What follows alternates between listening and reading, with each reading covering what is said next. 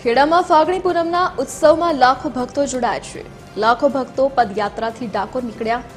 જય રણછોડના નાદ સાથે ડાકોરના રસ્તાઓ ગુંજી ઉઠ્યા। રાજ્યમંત્રી સંજયસિંહ મહેડા પણ સેવા કેમ્પમાં જોડાયા। સંજયસિંહ મહેડાએ પદયાત્રીઓની સેવા કરી। સંજયસિંહ મહેડાના શિવાજી ગ્રુપ દ્વારા સેવા કેમ્પનું આયોજન કરવામાં આવ્યું।